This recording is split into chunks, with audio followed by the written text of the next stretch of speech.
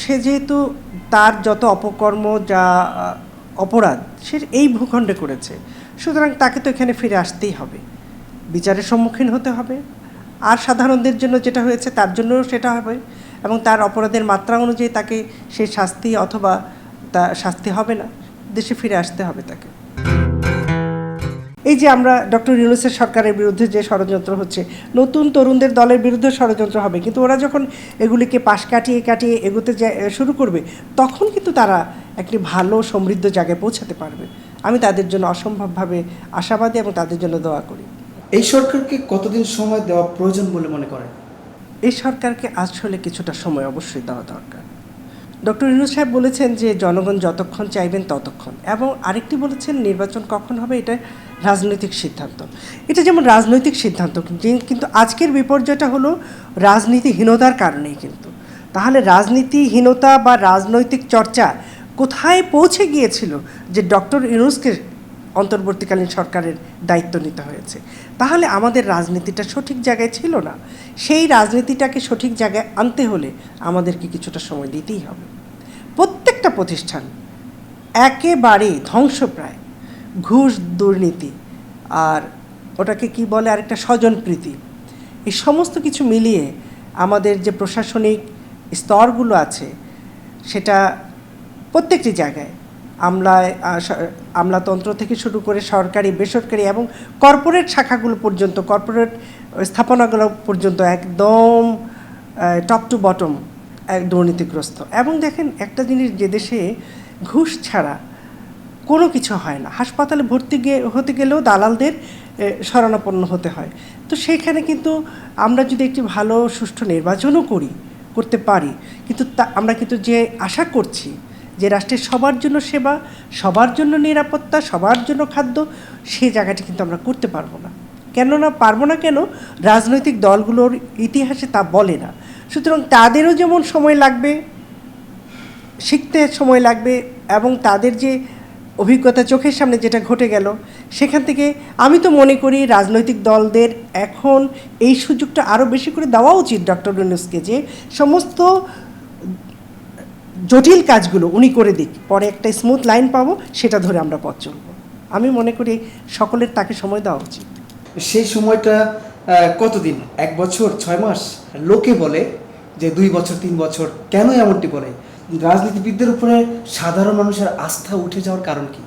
রাজনীতিবিদদের উপরে আস্থা তো উঠে যাবেই। আমরা যে রাজনীতি যেভাবে আমরা এখানে চর্চা করেছি, তাতে কি আস্থা থাকা উচিত? আস্থা থাকা তো উচিত না। যে দলটি ক্ষমতা থেকে গেল, পালাতে বাধ্য হলো, সে দলটি মুক্তিযুদ্ধের কথা বলে, মুক্তিযুদ্ধের পক্ষের শক্তির কথা বলে। তারা কি মুক্তিযুদ্ধের যে আকাঙ্ক্ষা ছিল, বৈষম্য বিরোধী সমাজ ব্যবস্থা করতে পেরেছিল? পারেনি। তাহলে তারা তো রাজনীতির আশ্রয় নিয়েই কিন্তু তারা ক্ষমতায় ছিল। সেই রাজনীতিটা কি ছিল তাহলে? কেন তারা আস্থাটা অর্জন করতে পারেনি?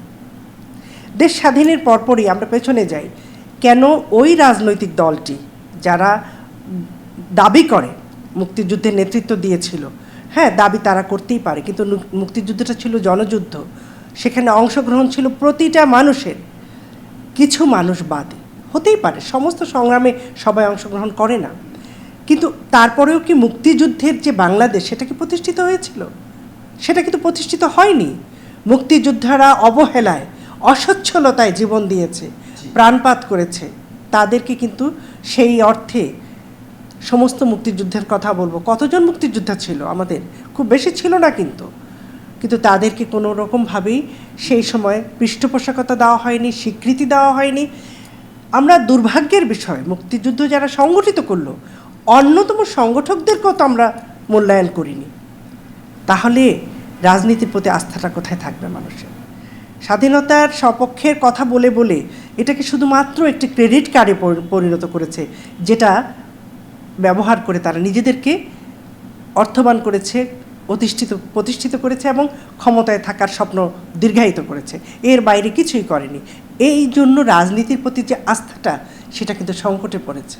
অথচ আমাদের মুক্তিযুদ্ধের দেশ, স্বাধীন দেশ, এই সংকটে পড়ার কথা ছিল না, যদি তখন থেকে বিষয়টি চিন্তা হতো যে রাজনীতির প্রতি কী করে জনগণকে আস্থায় আনতে হয়, মুক্তিযুদ্ধের পর কী করে একটি সরকার গঠন করতে হয় যেটার মধ্য দিয়ে মানুষের মধ্যে বৈষম্য বিরোধী সমাজ ব্যবস্থা তৈরি করা যেত এবং সমস্ত মানুষকে মুক্তিযুদ্ধের স্বাদ দেওয়া যেত। আমরা সেখান থেকে বহু দূরে অনেক আগেই ছিটকে পড়েছি। আর দেখুন 20 থেকে 25 বছর 30 বছর পরপরই কিন্তু আদর্শিক একটা বদলও হয়। আমরা সেই আদর্শিক বদলের জায়গাটিকেও মনে রাখি না। কিন্তু এই প্রজন্ম কি ভাবছে, মধ্য প্রজন্ম কি ভেবেছিল, তার পেছনের প্রজন্ম কি ভেবেছে, এগুলোকে আমরা কিন্তু বিচ্ছিন্ন করে দেখার সুযোগ নেই। কিন্তু এক দেশেই যখন আপনি যেটা ভাবছেন আপনার সন্তান সেটা ভাবছে না, আপনার বাবা সেটা ভাবছে না, এইগুলোকে কি করে এক সুতোয় গাঁথা যায়, সেই চিন্তাগুলো যদি আমরা না করতে পারি তাহলে যেটা হবে ওই যে আস্থাহীনতার জায়গা কিন্তু আর তৈরি হবে না। এখন আমি মনে করি ডক্টর ইউনূসের এই সময় আমরা কিন্তু এই জায়গাটি তৈরি করতে পারি। তাতে করে সময় যদি একটু বেশিও লাগে আমি মনে করি জনগণ সেই সময়টি দেবে। বিএনপি বারবার বলছে রোড ম্যাপ দেওয়ার জন্য, এটা কতটুকু যৌক্তিক? বিএনপির জায়গা থেকে যদি আমি বলি এটা তাদের একটি বড় দল, তারা চাইতেই পারে একটি রোড ম্যাপ। আপনি রোড ম্যাপ মানেই তো আপনি স্বল্প সময় কাল দিয়ে দিচ্ছেন তা নয়, তারা একটা সময় জানতে চায় যে সেটা কত দিনের। রোড ম্যাপটা কিন্তু এই নয় যে 7 দিনের মধ্যে আপনি একটা রোড ম্যাপ, সেটা 7 মাসও হতে পারে, সেটা 2 বছর হতে পারে, সেটা 15 মাস হতে পারে, আরও বেশি হতে পারে। রোড ম্যাপটা বলা যেতে পারে, দীর্ঘ সময় মানে কি কতদিন, এটা তো একটা দুশ্চিন্তারও বিষয়, তাই না? রাজনৈতিক দলগুলো জানতে চাওয়াটা কোনো অন্যায় নয়, আমি মনে করি তারা জানতেই চাইতে পারে। এটা অন্তর্বর্তীকালীন সরকারে যারা আছেন তারা নিশ্চয়ই তাদের ভাবনা থেকে কি চিন্তা করছেন তারা রাজনৈতিক দলগুলোর সাথে কম বেশি তারা বিনিময় করবেন, তাহলে আমার মনে হয় ধোঁয়াটে ভাবটা কেটে যাবে। সারাজিস আলম হুঙ্কার দিয়ে বলেছেন চাঁদাবাজির পুনরাবৃত্তি ঘটলে আওয়ামী লীগের মতো পরিণতি হবে বর্তমান রাজনৈতিক দলগুলোর।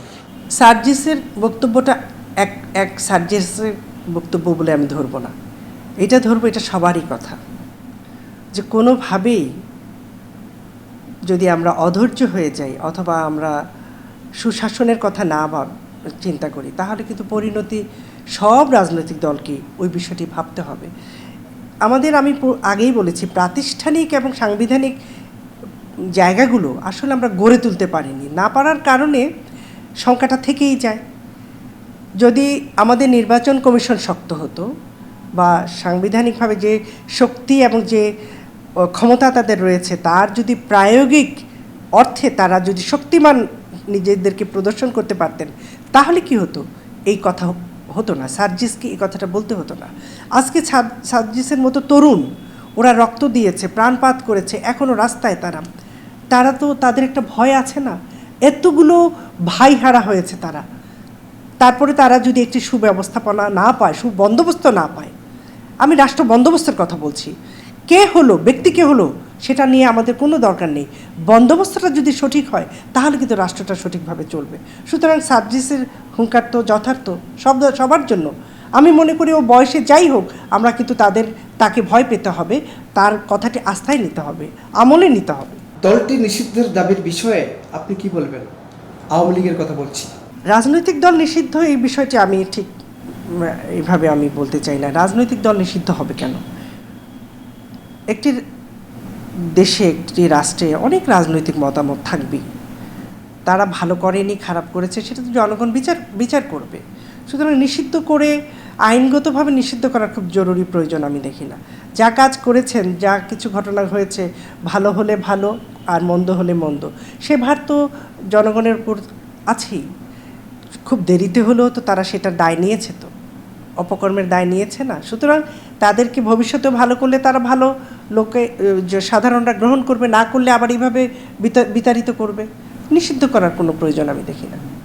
আওয়ামী লীগ কি আগামীতে নির্বাচন করার অধিকার রাখে? হ্যাঁ, কথাটি এখানে কিন্তু যে গণহত্যা তারা করলো, এবার ছাত্র জনতাকে যেভাবে তারা গুলির মুখে রেখে ক্ষমতায় থাকতে চাইল, এরপরে তারা নির্বাচন করবে, মানুষের জনসাধারণের কাছে যাবে, কে যাবে, কতজন যাবে দেখবার বিষয়। এর চাইতে বেশি মন্তব্য আমি করতে চাই না। শেখ হাসিনাকে ফিরিয়ে আনা এবং বিচার করার উপায় কি? নিশ্চয়ই বিচার করার উপায় রয়েছে, আমাদের সংবিধানেই সেটা রয়েছে। সে যেহেতু তার যত অপকর্ম যা অপরাধ সে এই ভূখণ্ডে করেছে, সুতরাং তাকে তো এখানে ফিরে আসতেই হবে, বিচারের সম্মুখীন হতে হবে। আর সাধারণদের জন্য যেটা হয়েছে তার জন্যও সেটা হবে, এবং তার অপরাধের মাত্রা অনুযায়ী তাকে সেই শাস্তি অথবা তা শাস্তি হবে না, দেশে ফিরে আসতে হবে, তাকে শাস্তির মুখোমুখি হতে হবে। এটা জনগণের চাওয়া এবং যে মায়েদের বুক খালি হয়েছে তাদের চাওয়া। সজীব অজেদ জয় যদি আওয়ামী লীগের হাল ধরে তাহলে কেমন হবে?